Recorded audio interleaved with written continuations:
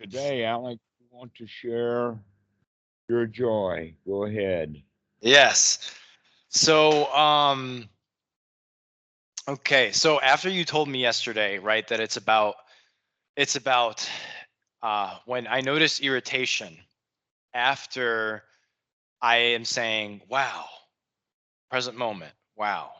When I notice that irritation may occur sometimes after that, the practice is to make that irritation my friend, is to regard that irritation with the same way that I regard being in the present moment, to appreciate that irritation in just the Okay. same way.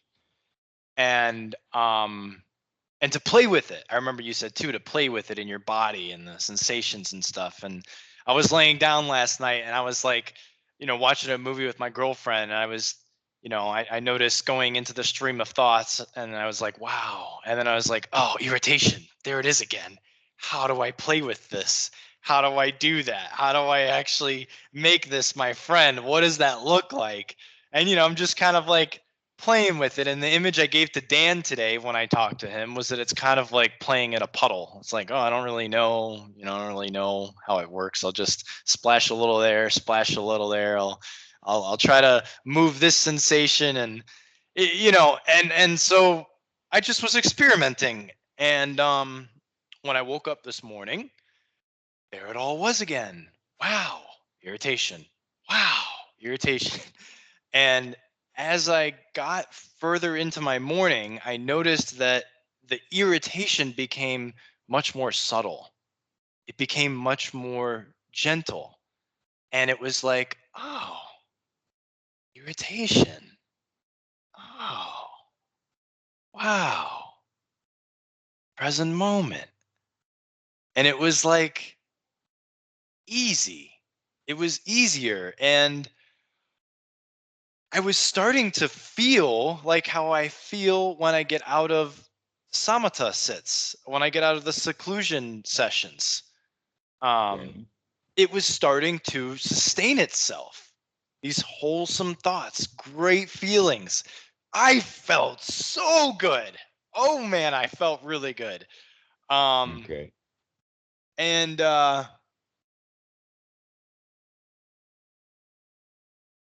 were other things, like when I would notice anxiety or doubt, I started, I realized I could be like, I see you, doubt, or that's okay. Oh no, no, I'm being present right now. Thank you.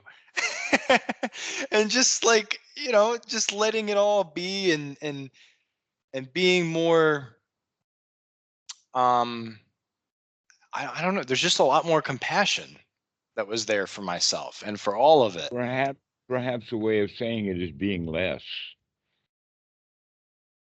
Being less, Right. You yes. said being more, and then you didn't have a word for it. So I'm thinking just Yeah, being less. there was less of stuff. And I was noticing, like, even when I was saying wow throughout the day and coming to the present moment, I could see that it was not as um um I said that already, was not as irritating, but I also saw that it wasn't as big of a thing. It wasn't as like I needed to remind myself so much. It was more just like, oh, wow. Hmm. Wow. And I noticed that there could be thoughts going on and I could still be okay. I was still in that state. And that's what you were talking about when you say it's not the content of the thoughts that's the problem. It's the dissatisfaction with the thoughts, with the Hmm. content, with the phenomena. So I'm proud of myself. I congratulate myself. I've had huge success today. I did 5 seclusion sessions, and throughout most of the day, I was feeling good. I was in a good state of mind. I had the right attitude. I was talking about it with Dan, and he's like, "To me, it sounds like you got the whole eightfold noble path in your back pocket." They were Great. all the Great. parts were together. Now, um, I wanted to start off. saying that because I don't want to sell my success short. You know, I want to acknowledge success, right? But now what I am experiencing now is one, very, very tired. Very, very tired. Um, I was curious if you had. Well, the new bird, when it falls out of the nest and begins to fly, it gets tired. Yeah. It's new wings, new Yes. wings. Yes. Yes. Okay. Good. I honestly, just saying that made me feel a little bit more like I could understand what's going on with me. Made me feel better because I noticed that I don't want to stop doing this either. I don't want to stop this momentum. I don't want to stop these good feelings, the sustaining itself, everything that's been happening for me. I don't want to stop it. I want to keep seeing doubt and irritation. I want to keep seeing, oh, wow, Right. the present moment. That's the enthusiasm. Yes. Let the enthusiasm now be the grand assistant or the ally of right effort. Ah, okay. Okay. So the enthusiasm becomes the right effort. In the beginning, Mm, um, right effort is a struggle of an escape. say it again, please. I said in the beginning, right effort has the trouble of escape. We're trying to escape from something. Mm. But what Mm. you're beginning now, just beginning to get, is the joy of running rather, rather than escaping from something. Joy of running. Huh. In other words, the joy of having your mind in correctly functioning. Yes. See, before Yes. you working to get the mind to function correctly. Now that the mind is Yes. functioning correctly, you can enjoy that. Yes. But the tiredness is going to come back, but don't let the tiredness break your machine. Okay. Don't let that go take you back down. Okay, I'm tired. Look at the tiredness. Yeah, I can see that too. Right. Right. Right. Right. Right. And I've been doing that as well. Yeah. Um. Ah. Good. Good. Good. Good. So the the relationship to practice is changing, is what I hear. So Yes. it's becoming more of an ally for me. I've spent the past 2 days like pulling, going, and now I can actually get that. Okay, I'm on my feet. There's a speed that's going here, and I can trust. I can. Is that what I mean? I can trust that that's Hmm. that's with me. It's not like something I need to worry about holding on to. Yes, that's exactly correct. In fact, the trust would be a useful operative. What the Pali word is shraddha, and shraddha is almost always incorrectly translated as faith. And the reason that I say that it's incorrectly translated is because the Christians own that word. They know what it means. Okay, Mm, you're not developing faith, you're developing confidence. mm, Okay, the confidence that you know that you can do this. yes. That's Yes. the Sama Sankappa. That's the attitude that's becoming developed, the attitude of the winner rather than the attitude of the loser. So, the attitude of the loser, the first right effort, is an escape. We're trying to get out of the dukkha. That's what victims do.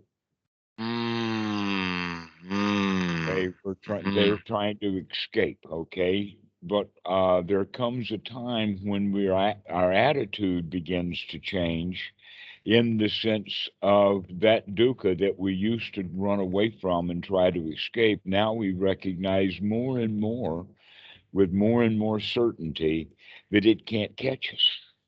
mm. Mhm, mhm. And when it Yes. shows up, aha, I see you there, but Yeah, you I can't got you. get you. I got Yeah. you. You can't catch me. Exactly. Exactly. So this is all a matter of the path, and that many, many people over the centuries have been successful at this.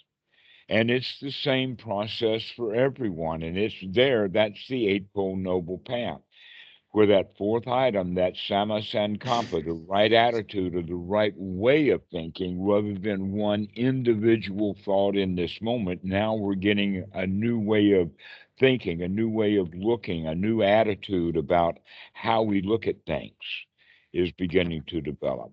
Hmm. Hmm. From that, I'm trying to get out of it. I'm trying to escape from it. To Yeah. I can escape it. I can get out. Wow, I don't have to do that right now. I don't Yeah. have to do it. Yeah. Yeah. Yeah. Yeah. Yeah. Yeah. Um, Now, I do want to say that sometimes throughout the day today, a lot, I don't want to say a lot because that's making it into something, but Something. there were many sensations of anxiety coming up through my stomach and in my chest. And I treated it the same way. I was like, Mhm. anxiety. I see you. And I felt the anxiety, and I tried to move it up and down and to the side like you've suggested. I even tried to see if I can move a spiral or like make it dance to a song, you know. Yes, All this, exactly, yeah, exactly. That's an interesting way of talking about it. See if you can get it to dance like with a song. yeah, all this kinds of stuff. And I was like, I don't really know what it is to play with this. I'll just try this and I'll just try that. And I gotta say, I don't there is some level of uncertainty with actually how to grapple with the anxiety or irritation when it is that intense. It does sometimes grab me still, because here I am like sustaining these good wholesome feelings and thoughts, right? And then there's like this it's like a showdown. It's like what what are we gonna do now? And sometimes I Okay. just don't really know. I get a little lost in how to actually take care of that. Okay. First off, those kind of, let us say, episodes Yeah, yeah, that's a good way to put come. it. Yeah. Hmm. They come. And they have been coming, and that sometimes they come and you don't even know it. It comes, sneaks up behind you and grabs you, and you don't even know it. It's almost like your handcuffs are tied behind your back, but you don't even know that your hands are tied until you Absolutely. try to move them later. And then you found Absolutely. out, okay, so, but now what's happening is that you're beginning to wake up in that process of Yeah, getting all tied up. I'm beginning to see it very clearly before it happens, while it's happening, during, and also my attempt to, you know, dismantle it as well. Right. Well, stay with the congratulations that you can see it. Yes. Yes. Okay. That's the way to do it. And another way of thinking about it is that this stuff only has weight through repetition. That in Yes. fact, a mind moment can only have weight when that mind moment is repeated over and over and over again. And Mm. so your choice is to whether or not to repeat wholesome thoughts or to Mm. repeat unwholesome thoughts. And before you started practicing, you didn't even know that you had a choice, and you didn't even know that it was a good idea to look to see that you had a choice. That most of us grow up in the delusion that what we think is who we are, and that's just how things are, and that we are our thoughts. Yep. Uh, and that we don't recognize then when let us say, mishap befalls us, Yes. that we don't make the connection between it was the thoughts that we had and the incident or the befallment that happened. And so, in confusion, the human mind will say, well, it must have been something outside of me because I'm okay. It must be something outside of me that caused the problem because I'm okay. Well, now that's the victim's position, Hmm. that something outside has done this to Wow. me. Now you're beginning to wake up and recognize you've been in control all along and didn't know it. That basically the reason that your boat bumps into other boats is not because other boats are in your water, it's because you're not watching where you're going. It's basically the way of. Yeah. Yeah. Okay. So now you're waking up. Congratulations. Continue with that congratulations to continue to wake up to it. Hmm. Now, this issue about the repetition is an important one in the sense that what we tend to do is we tend to struggle in a big way for a short period of time, thinking that struggling has weight to it. Well, it only has bad feelings, basically. It doesn't have any weight. That what weight is the repetitive piling on and piling on and piling on and over again. And so, in that regard, we have, in fact, been talking ourselves into feeling bad our whole lives, not recognizing that the thoughts that we have are, let's say, a contributing factor to the way that we feel. Now that you're beginning to see that the way that you're thinking and the way that your attitude, etc., do contribute heavily to the way that you feel, now you have the new intention to start repeating that over and over and over again to give that positive some weight. And whenever we see that we're having negative thoughts, then we don't want to repeat them. We want to stop those thoughts so that they don't pile on. Yes. Okay, Yes. so if you have a thought that gives anxiety, if you have that thought again, it'll bring more anxiety. If you have it a third time and a fourth time and an over and over and over and over and over again, that anxiety is going to build up. And so now that you're beginning to see not just that process of happening over and over again, but also you're beginning to see that you could come in and interrupt that process so that it doesn't keep piling on and piling on. That in fact, you're going to start changing it so that you're going to be doing your piling on with this mind moment and the next mind moment, one mind moment after another, a wholesome thought, one mind moment after another, and begin to let those pile up. That's the way that we practice, okay? So that piling on is rhythm. That is music. The piling on of just junk is just noise. It's just, we keep piling stuff on. We have this bad thought and that bad thought and this one over here, and oh, it's his fault, and all those Republicans are bad, and all those Democrats are a bunch of crooks. They're liars.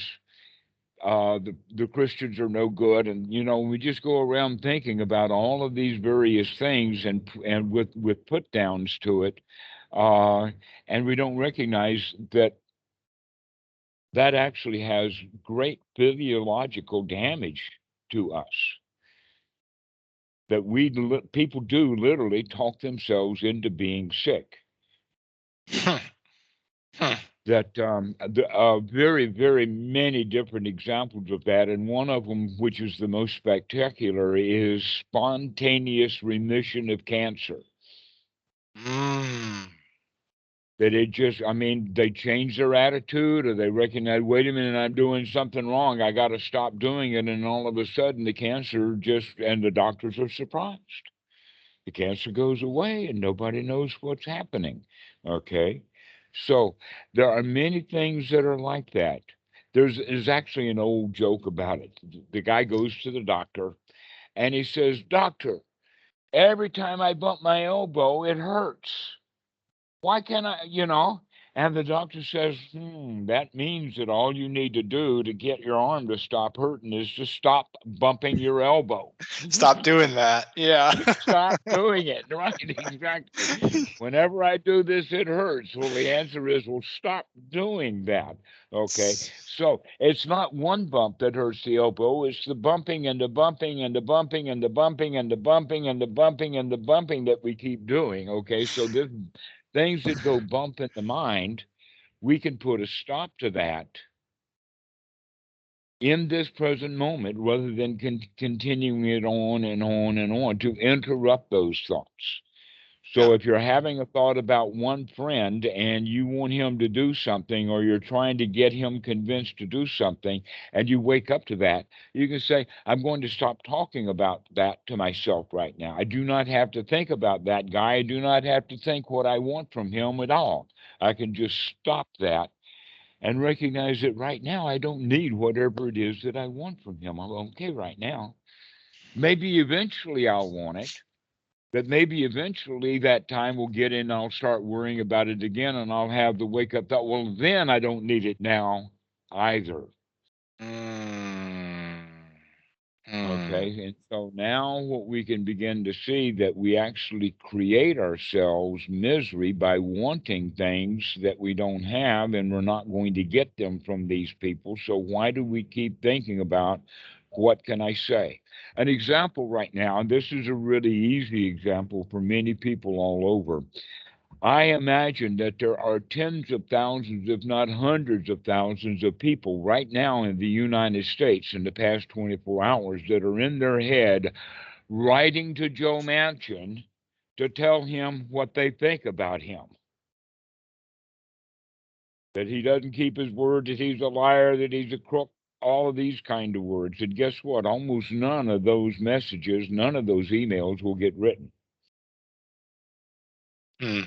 But many people are just spinning their minds and burning their minds and burning their minds. "Oh, I don't like it because you did this," and okay, so that we do that. So look how many spinning mind moments of dissatisfaction, literally tens of thousands, if not hundreds of thousands of people are going through when they don't have to, because Joe Manchin's not going to change his mind no matter what you say to him. So why are you talking to him in your mind? You're not going to convince the Joe Manchin in your mind either. Mm. But we want and we want and we want and we want. And so we compose and we say, "I'll say this and I'll say that. And who can I say it to? And who can I send a message to that will make sure that Joe Manchin actually hears what I want?" Yeah. Oh, okay. Can I share an Says example that with he you? doesn't care about what I want. So now let's say, well, what Wow. can I do myself? So this is what we mean by repetitive piling on and piling on and piling on negative thoughts. So what we need to do is to recognize that in fact much of the anxiety that people do have is because they get into repetitive thought patterns of wanting something that they don't have. And so when we begin to see that pattern, that we're piling on, wanting something and wanting something and wanting something, we can now change that pattern to begin to interrupt that by having thoughts of, "I'm okay. I'm okay without that. We'll be fine even though Joe Manchin doesn't do what we want him to do. I'll survive. I'll be okay." So something that happened tonight that directly relates to this, okay? After work, Mhm. I did a seclusion session. I haven't gotten a text from my girlfriend in about maybe 2.5 hours. Okay. She was out at the movie. She was Oh, out with her. wow. Gone. You lost it. 2.5 hours. Well, I mean, Mike, well, you'll never hear from her again. I know it sounds ridiculous. Well, here's the thing. So we have a little bit of a history with her, like with drinking and being out late. She used to be a bartender, and at one point, it was a long time ago, but she was out with a guy, one of her friends. She came home very late in the night, and I saw them, either kissing or hugging or whatever. I don't know what they were doing, but it looked like they were. And she didn't remember it at all because she was so drunk. And we weren't even dating then, but we were close to dating, and it really, really just it hurt. It hurt a lot. Um, No, you hurt a lot. I hurt a lot. Yes, Mm. I did. I hurt it a lot. Yes. Uh-huh. And And it was your choice.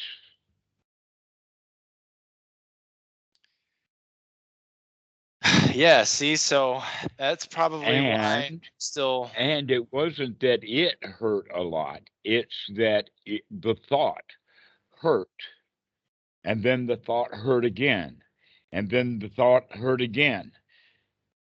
That it was the repetitive thinking about it that began to pile up the hurt.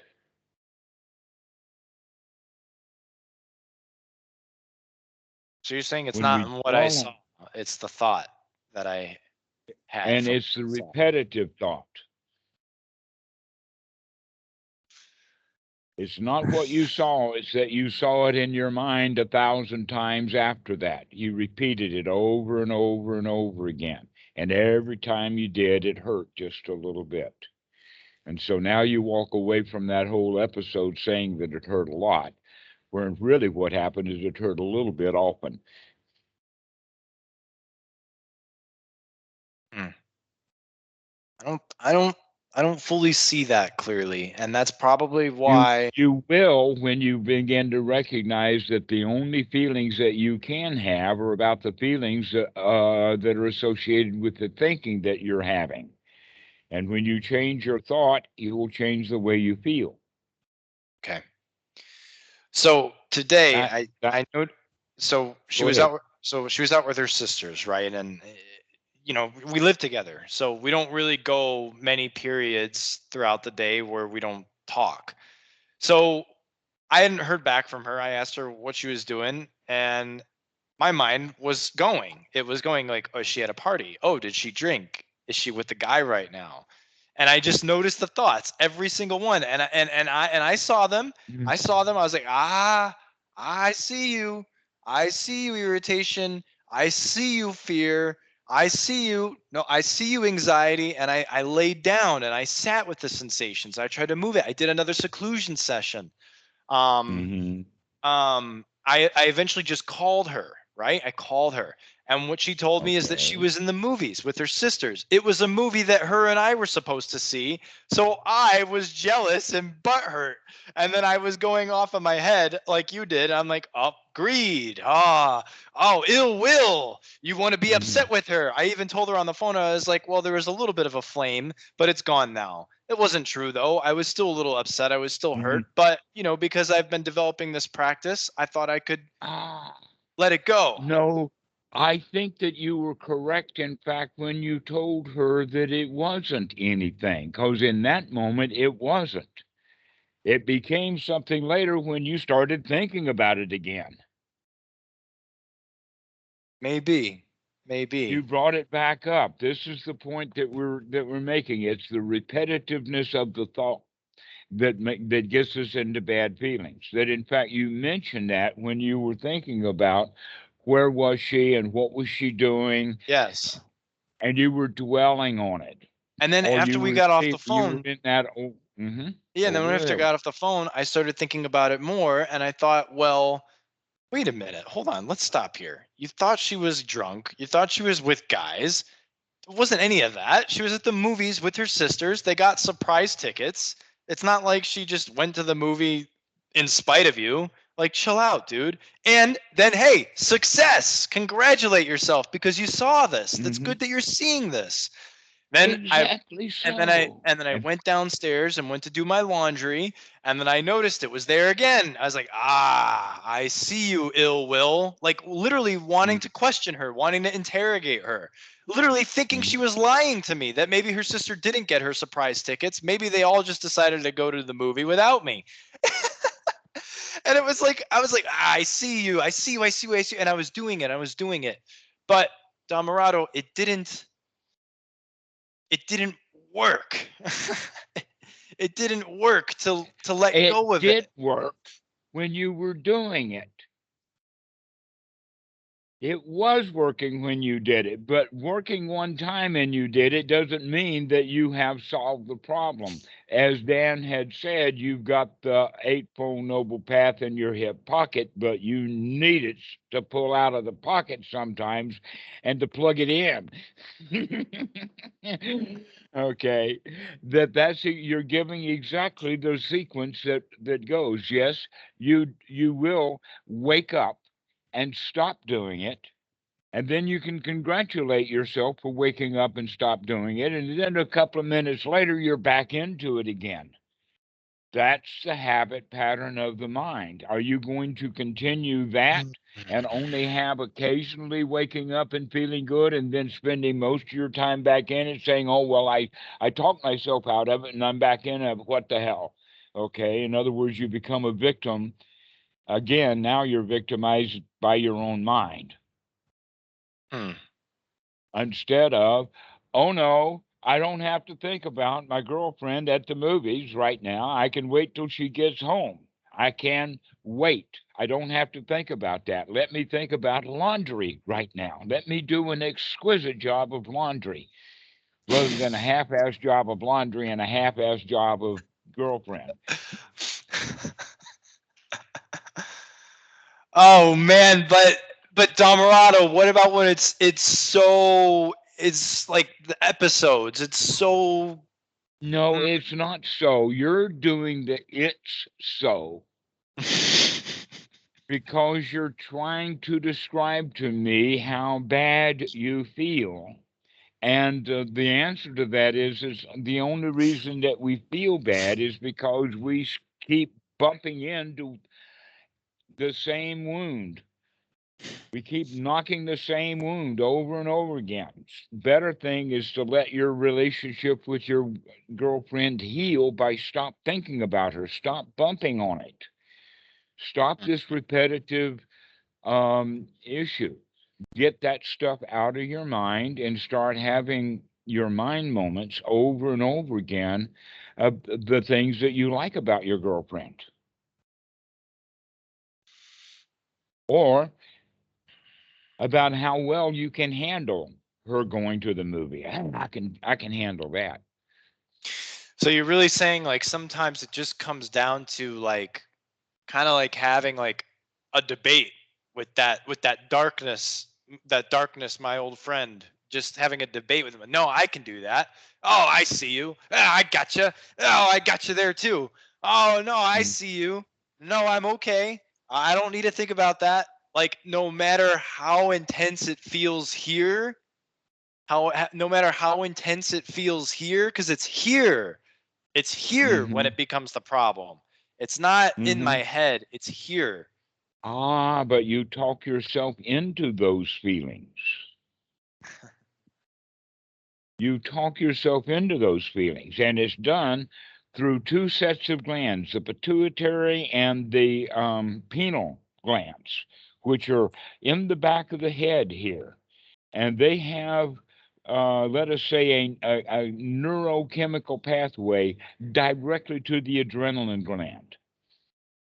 Now, the reason that the adrenaline gland is as far away from the pineal gland as it is, and this is the lymphatic system, this is a communication system and it communicates through chemistry. And so the pineal gland turns on and says, okay, Mr. Adrenaline gland, go do your thing. What does the adrenaline gland do? Because that's an important point.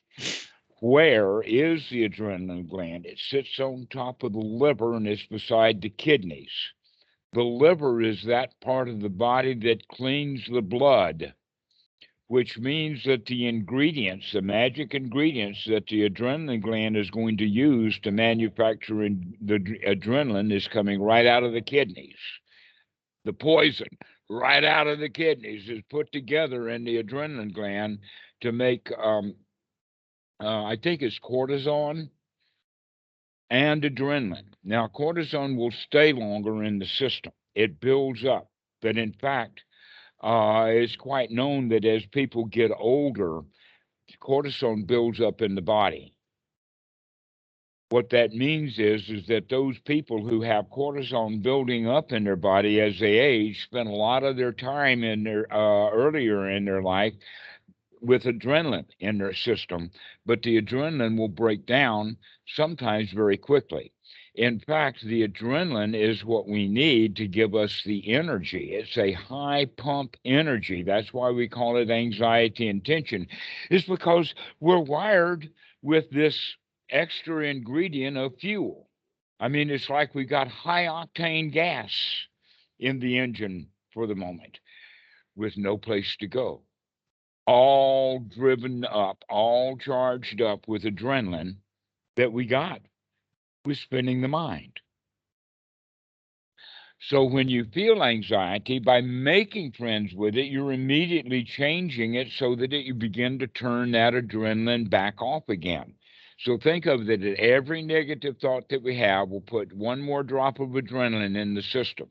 And by building and by building and by building with those thoughts, one thought after another, we get very tense and uptight.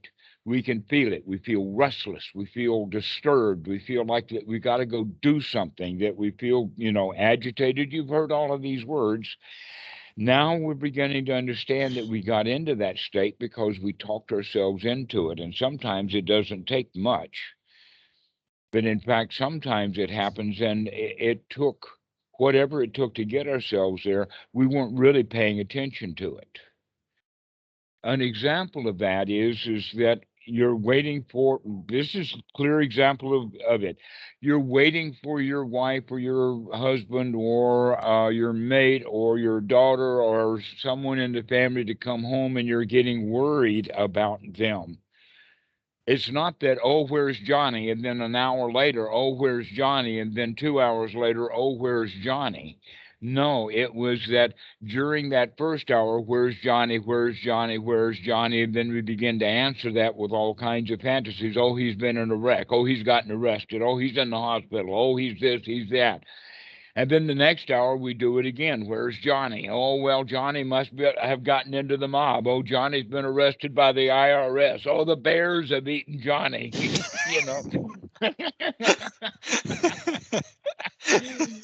Oh, dear, what can the matter be? Dear, dear, what can the matter be? Johnny's so long at the fair. You hear that, okay? And it's not just one thought about where's Johnny that causes the anxiety. It's the fact that we keep dwelling. Where's Johnny? Where's Johnny? Where's Johnny? And we grind it in. We turn that adrenaline tap on one drop at a time, one drop at a time, one drop at a time until we work ourselves up and we don't recognize that. So now, as a meditator, you can begin to recognize, oh, I get myself into these anxiety states because I talk myself into them. Which means that if I stop talking myself into anxiety, the anxiety will go away. But so oh, I'm anxious. Oh, I got all of this anxiety. It's just the kind of thought that's going to keep the anxiety there when we become anxious about our anxiety. That, in fact, someone who listens to their heartbeat, oh no, the heart, something's wrong. My heart is pounding. I can hear it so loud. Okay, if they have those kind of thoughts, their heart will pound louder and it will have even higher blood pressure. But if they have the thought, oh, well, never mind, the heart's just beating right now, let me listen to the rhythm, then they can soothe themselves back down again. What about the We anxiety, literally, though? What do we say about the anxiety? well, the anxiety, as I said, we talk ourselves into the anxiety. And if we don't like the anxiety, we keep it going because the anxiety is a reflection of not liking something.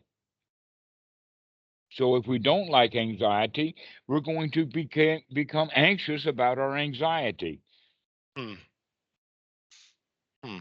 So let us think instead the nurturing thoughts of Johnny will come home soon. I don't have to worry about him. He's a big boy. He can take care of himself. He's at the movie with his girlfriend or whatever. Just leave it alone. Don't worry about it.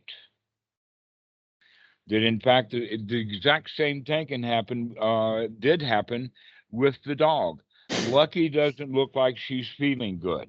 She did not eat supper last night, but I'm not going to worry about it because just a few minutes ago, she hopped up and walked out, ran out into the yard with the other dog to look at something. So now that she's back mopey again, I don't care because she's already proven that she can get up and go when she wants to get up and go, and I don't have to worry about taking her to the vet. I can relax. Okay. But under other circumstances, I say, oh no, she's still sick. Oh, we've got to take her to the vet and have all of this worry and anxiety about the dog when the dog's got no worry or anxiety. She's just doing what she wants to do. And we have projected because she didn't eat supper last night and we can see her lethargicness. Well, dogs are lethargic. They're just going around. I mean, they sleep all day. But this time, because I see her lethargic and she didn't eat supper last night, we can put stuff together and begin to build up a trip, you see.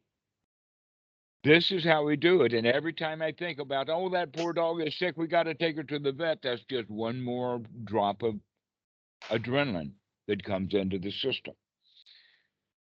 Or when you're looking for somebody to come home, What about and if you this? keep thinking about it, What about yes, this? go ahead. Sometimes these thoughts, it's not as it's not as simple as just seeing, oh, I'm talking myself into anxiety. There's the thought. Sometimes it's that they're seductive. They're very convincing. Yes, which means that They seem you're not legitimate. paying attention. Yes, but they've always seemed legitimate. You have always been a fool convinced by your own lies. Everybody's like that. That's not special about you. We all talk ourselves into believing that, oh, it was right for me to be worried about Johnny. Oh, it's correct for me to be worried about the dog. That worry is exactly that repetitive negative thinking over and over and over again, which then builds up into restlessness because we're building up anxiety. That's why anxiety, or let us say worry and restlessness, are put together in the Buddhist suttas, is because those repetitive thoughts build up into anxiety. Or we can choose to have different kinds of thoughts. Now, here's the point. Yeah, How because I'm many having a little thoughts, trouble. right?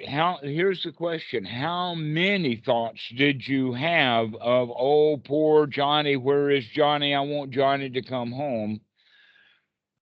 How many times do we have those thoughts before we wake up to where, oh, Johnny can take care of himself. I don't have to worry about him. But Dhammarato, I woke up right away to it. I said, oh, I see that. Nope, nope, I don't want to do that. How do you know? How do you know that you woke up to it immediately? When you woke up to what was happening right then.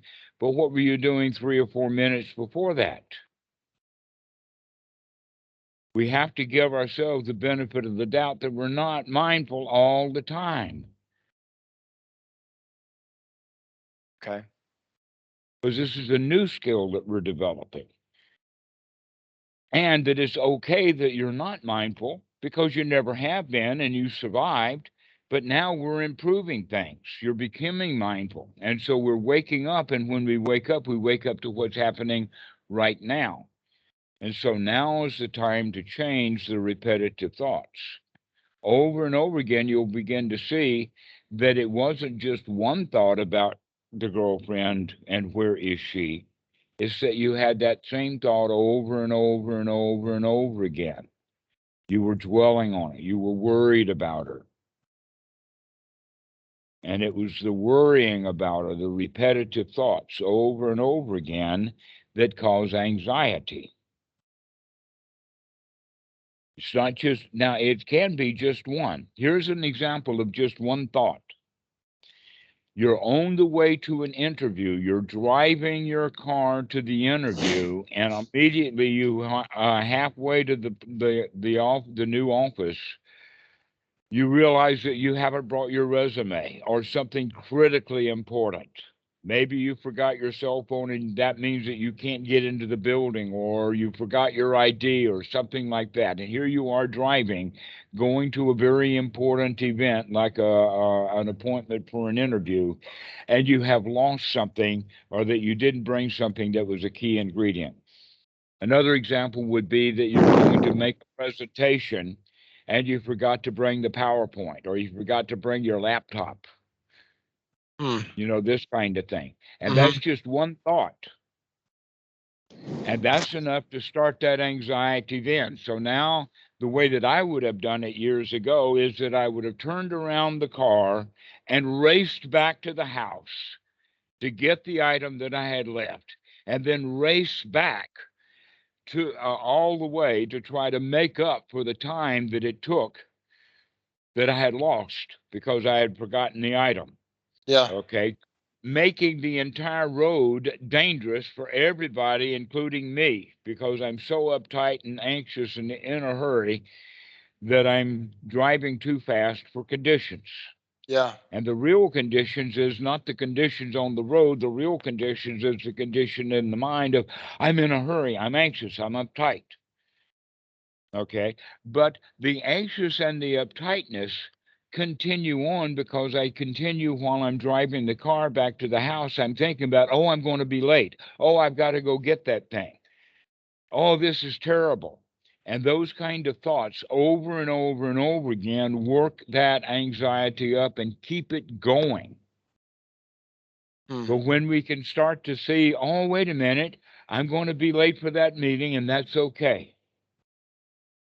I could explain to them that I forgot something and I turned around and went to get it, and I'll be all right. I can handle it. Or we can say I can go ahead and go do that meeting, and it's okay that I didn't bring the stuff. We'll send it to them later. Okay, so in other words, we begin to convince ourselves back again with repeating it over and over again. Everything's going to be all right. I'll be able to make this trip. I can go home and get the item, and I can drive safely. But I have to keep remembering that, because otherwise I'm going to get myself back up into tied into knots because I forgot something. So you're really saying that the power is in repeating the wholesome thought exchange. As opposed to taking the power away from the repeating unwholesome thoughts that have the power of making us feel bad. Is how do we spend this mind moment? So I think this probably makes sense, right? Because thoughts are faster than feelings, right? Absolutely. So Exactly. if I'm having an anxietal thought, I can bet my bottom dollar that I'm gonna feel it here, right? Eventually, within if you're awake, Right. right? But Or if you can run around tense and anxious and driving your car fast and not even know it. right, right. No, I mean I don't know if you remember me telling you, but for the past 2 years, all I've been doing is allowing experience, allowing feelings, like concentrating on it, focusing on them, noticing them, seeing them. So I've cultivated a lot of seeing with it. So I don't think there's ever really much of a second where I don't know what I'm feeling. Maybe not.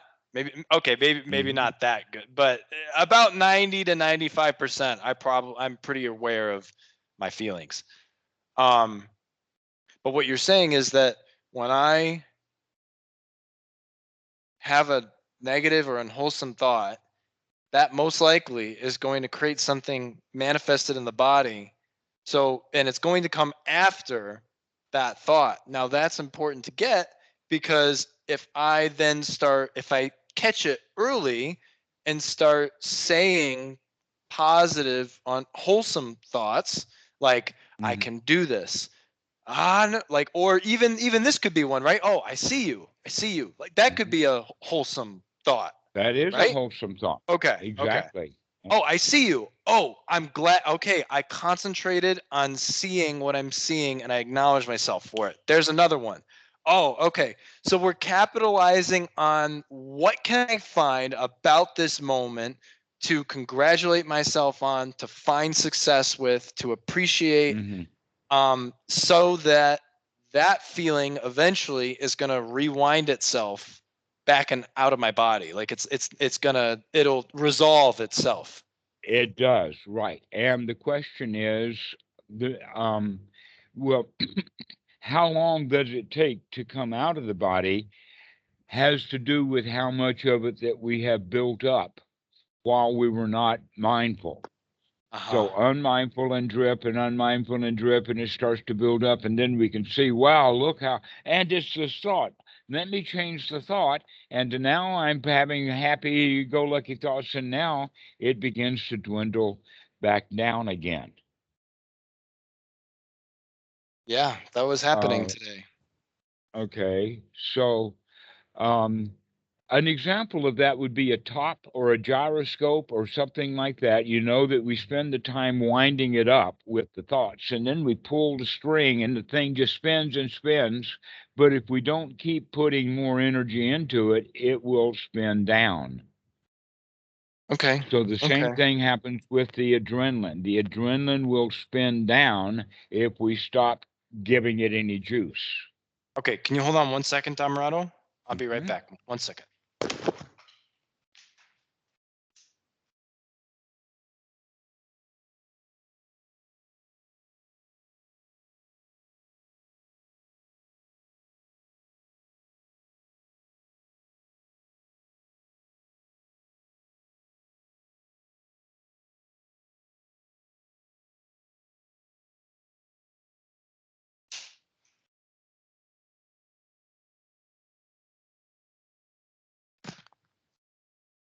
Okay. So, all right. So that being said, I have a question.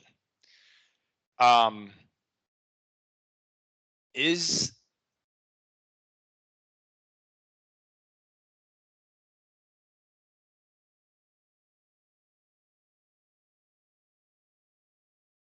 Yeah. is does this process of waking up and becoming more mindful of your moment to moment experience cause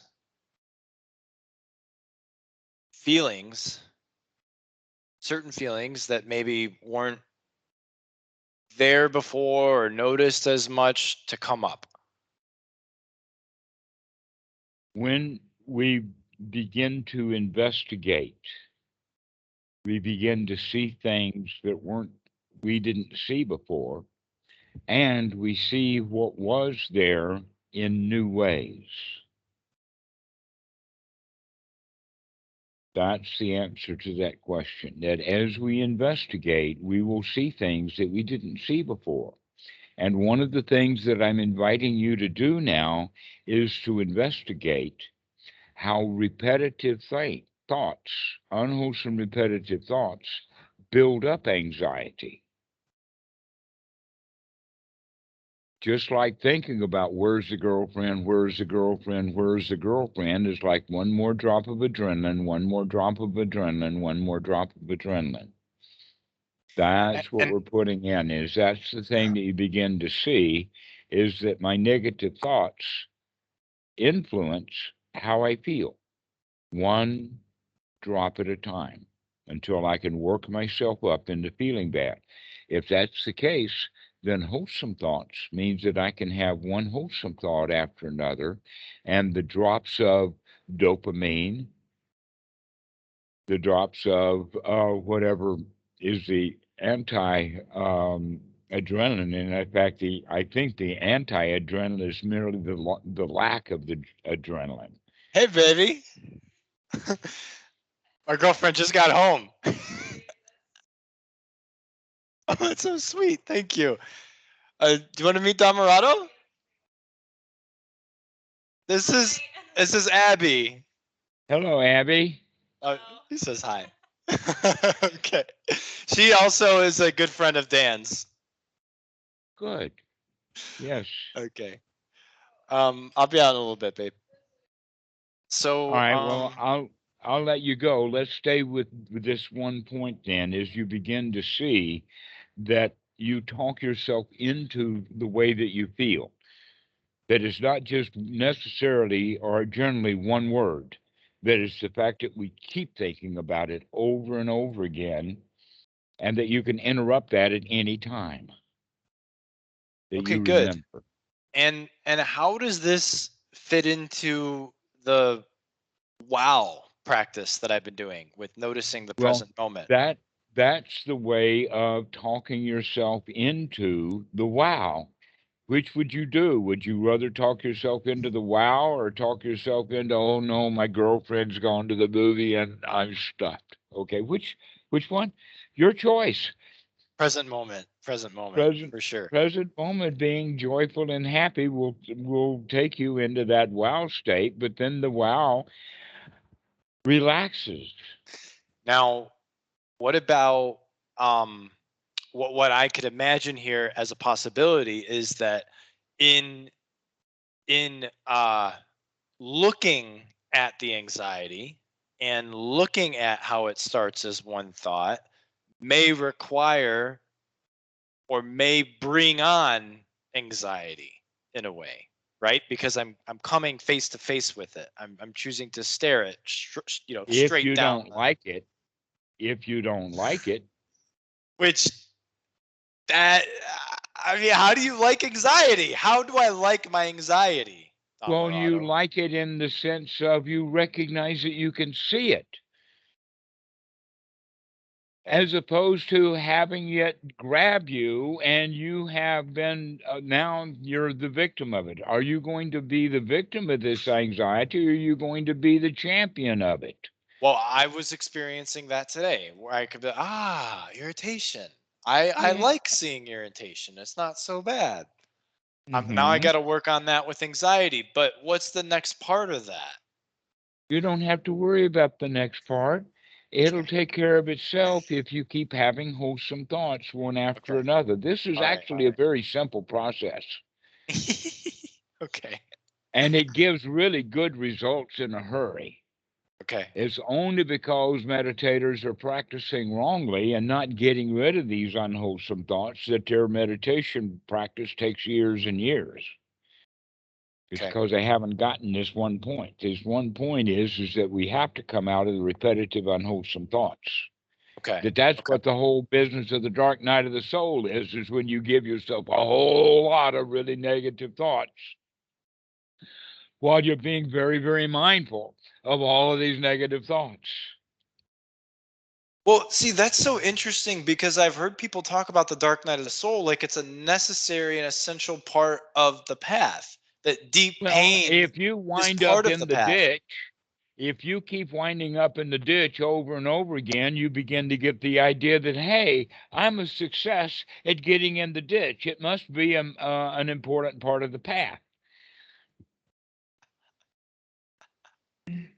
Okay. That's happened for me But it, many times. Yes. yes, that's something that Dan and Ingram and I were discussing on the Guru Viking, but we didn't get that point across so well. But he's made it before in other times, and that is that the dark night of the soul is optional. It depends upon how you're practicing. The Oh, longer you practice, the more likely you are going to have not just one, but multiple dark nights of the soul because you're not taking these unwholesome thoughts out of the mind, but you're developing the skill of sati. So you're really good at seeing mm, the garbage, but you're mm. not good at Removing it. removing the repetitive nature of it. Huh. Huh. That in fact, there is no place in any of the suttas anywhere that talks about a dark night of the soul. The whole concept is a Christian concept. And Christians have a very good reason for having dark nights of the soul. And that is because they trusted in God. They had a friend called Jesus. They trusted in Jesus to get their troubles finished, and Jesus didn't do the job for them. If Jesus doesn't do the job for them, then who can they get to do it? And so they go into the dark night of the soul of failure because, number one, they don't have the ability to come out of their sin by themselves. And number two, God's not doing his job. God has forsaken me. Oh my God, why hast thou forsaken me? Is in fact the dark night of the soul. That the very famous nun named, she's called Mother Teresa. Years after she died, her memoirs came out to show that she was in a long-term dark night of the soul, and that directly influenced how she spent the money that was donated to her when she became famous. That in fact she was there to help the poor in Calcutta. But when she got a huge amount of money, she didn't help the poor in Calcutta. She said, oh, their suffering is beneficial for their spiritual growth, just like all of my suffering is beneficial for my spiritual growth. So what does she do? She goes and builds a nunnery in her own name so that she can get a whole bunch of other nuns to go suffer as much as she suffers. Wow. Wow. And they canonized her for that. But there, she had quite a number of people, journalists, in fact, who were pointing out what was really going on. What was his name? Um, oh, he's still alive. Or no, Christopher Hitchens. That's the guy. He's just died, I think. But he wrote books about her. But anyway, here's the dark night of the soul. Whether it's St. John of the Cross or a Christian, the dark night of the soul comes to those kind of people. The meditator doesn't have that. That the meditator, even if he has a kind of a mini dark night of the soul, the point of it is that it redoubles his effort to remove the hindrances. Yes, yes, yes. Okay, I understand.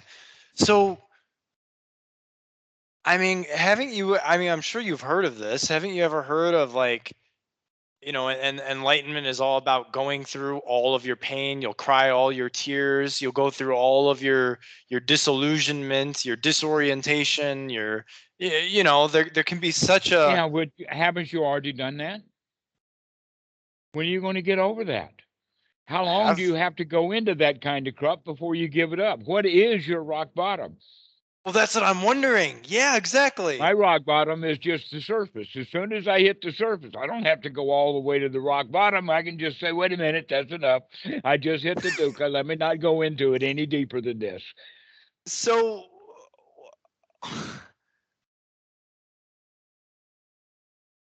it's just this boggles my mind because I was with someone for about a year and a half to 2 years on the Discord server, and he expressed pretty heavily that it is all about allowing your internal experience. Everything.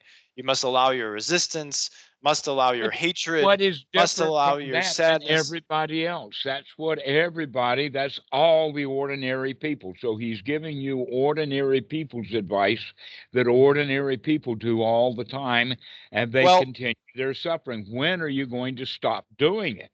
Well, no, the distinction is that most people suppress those things. Most people ignore their pain.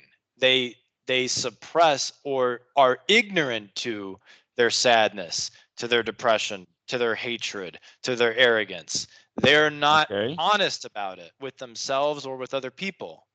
So, you see, Okay. I you also can't understand that. yeah. I have a little story about that. Okay, okay, Okay. tell me. Imagine that you're standing on the highway Okay. and you look down the road and you see a big truck, a semi or a lorry or something like that. And not only that, but he's blowing his horn. Here I come. You have three choices. One choice is the choice that you're talking about now. I see that truck coming and I'm going to stand there and let it run over me. That means that I've got two problems. One is that I got hit by the truck, and number two, I had the anxiety of getting hit by the truck before I saw it. And it may have been better for that truck to have hit me without me having even seen it come. There's another possibility, and that is what I call Popeye. We instantly grab a can of I guess power juice or spinach or something, and then we try to stop that thought, and it runs over us anyway. Okay, this is the hardcore, really struggling meditator. Okay, and that doesn't work either. That in fact, it's better to just let it run over you rather than getting a really strong stance so that when it does run over you, you really get hurt. Right. Okay, all right. But there's a third way, and that's the way of the Buddha. And that is the third way is just to step out of the road. Let it miss you.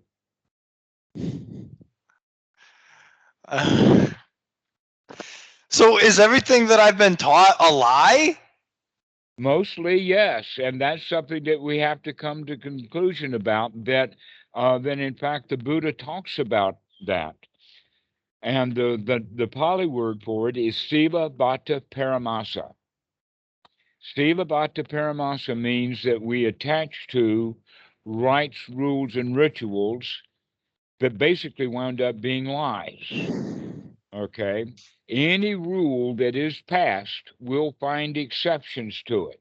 This is why people want mercy from the court, and there's all of that kind of stuff. This is one of the main reasons why so many people are against capital punishment, is because once you kill someone, you can't undo the damage that you've done to them. You can put somebody in 30 years in jail and then let him out, and he feels really free, and you might give him $1 million or $2 million for his effort.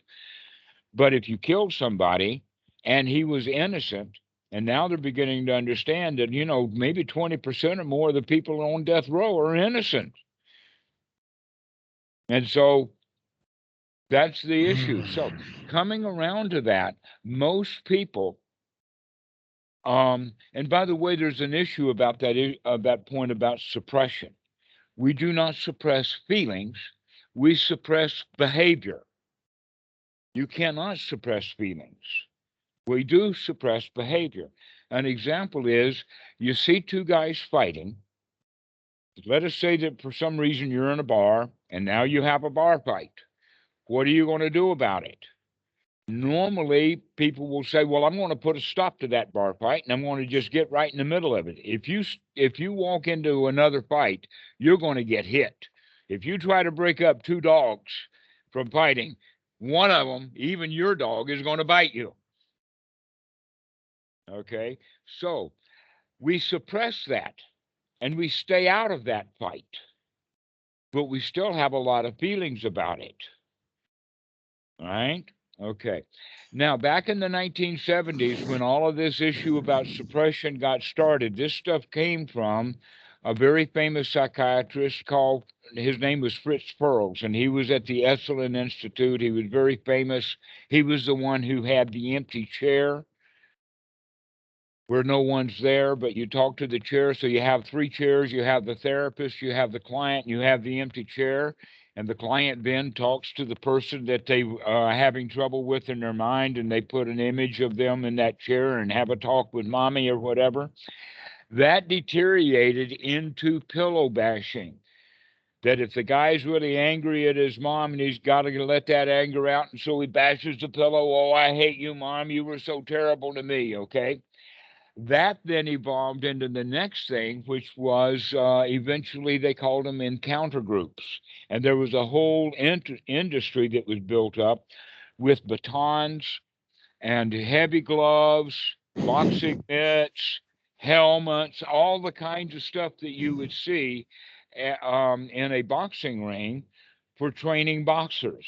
But they were bringing all of this equipment into the psychologist therapy office for people to stop suppressing their feelings, thinking that it was anger. Or maybe they would, another example of that is having a whole box of Kleenex per session. so that the client is going to just cry and cry and cry and cry and cry and let it out, right? Another example of that. Stop suppressing your feelings. Here's what happened with that. People were getting angry in the encounter groups and going home and starting up new domestic violence. People who were not violent before became violent. They started the violence in their therapy session, getting permission and protection from the therapist. In other words, they were bringing on a new mommy into their mind, saying that it's okay to be violent in the therapy session. Therefore, it's okay to go home and be violent there. It's okay to be violent with the cops. It's okay to be violent with your boss. It doesn't matter. Let your feelings out. Don't suppress. Funny thing, the psychologists figured that out by 1980, and that whole business of encounter group equipment went out of business. Nobody uses that stuff anymore. But the new modern group of young people have been left with this word called suppression, thinking that, oh, you're not supposed to suppress your feelings. Where in fact that's exactly what we want to do. We want to suppress these feelings, and the best way to suppress them is to stop giving them the energy that keeps them going. We do want to suppress our behavior. If you have the thought, oh, I hate that guy and I want to kill him, we need to suppress those kinds of behaviors. If we see a bauble in the Walmart and we think that it's too expensive, maybe it's batteries or maybe it's a microchip or something small like that. And so we have the thought, well, I'll just put it in my pocket. All right. We need to suppress those kind of behaviors. I've also heard that feeling is healing. Allowing your feeling, allowing yourself to fully experience that feeling and those sensations. And then what? Get over it? Yeah, Or to do let it yeah, again? no, And do let it it go. again? Well, let it And go do it eventually. again? Well, Yeah. that's the whole point, that doesn't work. That in fact, if you, how to say it, if you practice something over and over again, you'll get fairly good at it. And we are all very good at feeling bad because we've been doing it over and over again. This is interesting because the friend that I'm telling you about, who I've been studying basically for the past year and a half, what he did is he went through all of his misery, all of his pain until he got very, very, very tired of it. And then once he got so tired of it, one day it was gone. So it's Okay. interesting. Here's a question. Here's a question for you. How long is it going to take for you to get tired of it? Exactly. How Exactly. long is it going to take before you said, I've got enough of this? You're right. And then start to make a Right. change. You're You right. don't have to go to rock bottom to do that. You can begin to wake up to the dukkha quickly. You don't have to wallow in it. You don't have to go so deep into it that it stares you in the face. You can see it at a distance and avoid it at a distance. And through that process, you can still wake up. You can still let go of the illusioned self. You can A still better wake way up of saying it into is that no, that non-duality. is the no, no, no, no, no. That's not the way to look at it. Okay. That in fact the correct way to say it is that so long as someone is letting their feelings out, they're not making any progress. Why don't you start making some real progress right away?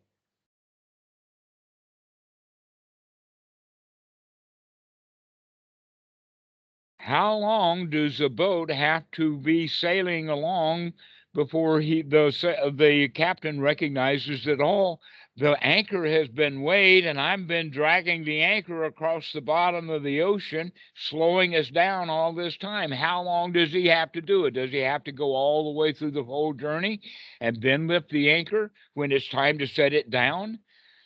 How long are you going to drag this crap around? So what about this whole like? And I don't really think about this that much. I don't really look at this that much because it's not really useful.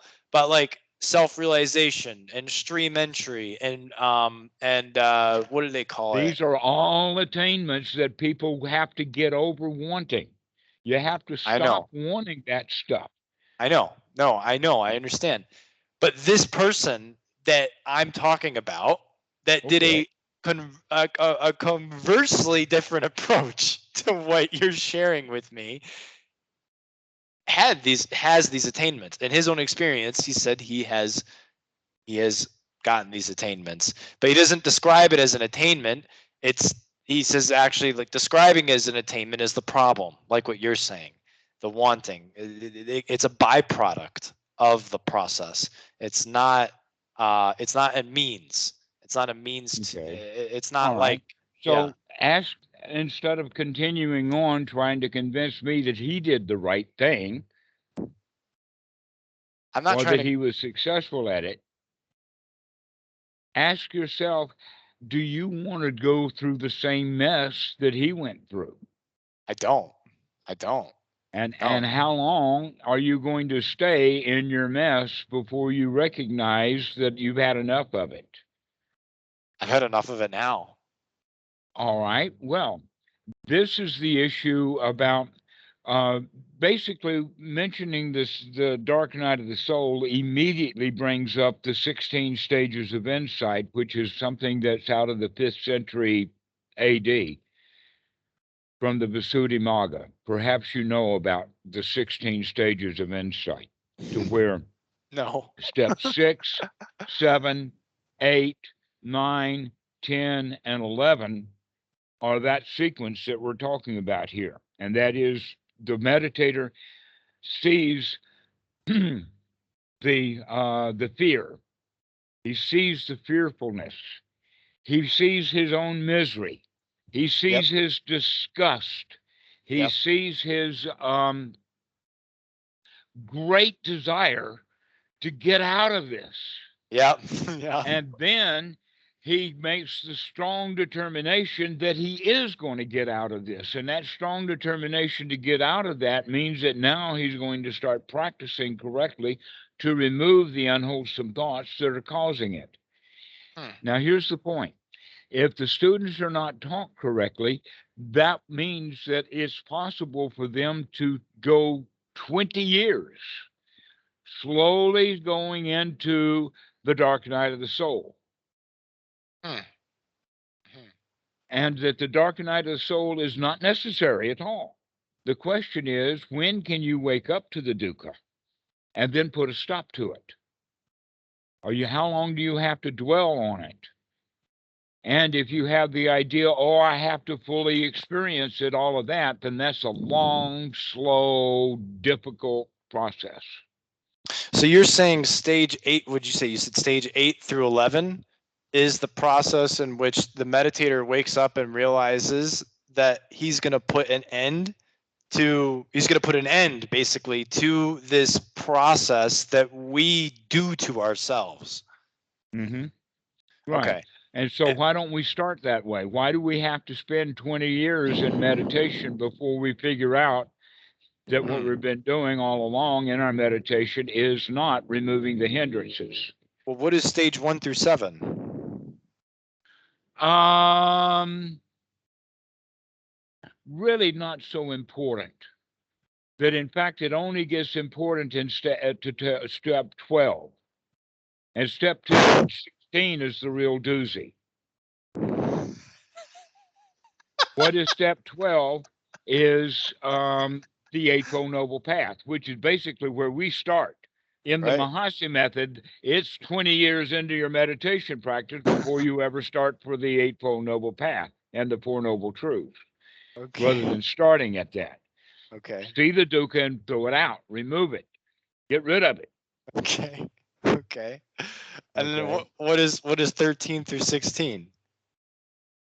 Well, number 16 is especially important because 16, which seems to be the end of it,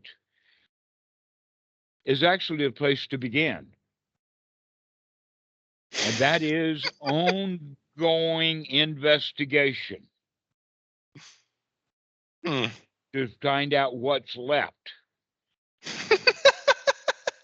Well, that's where we should be beginning. So doing it in a particular order is not very useful or valuable. Ah, okay.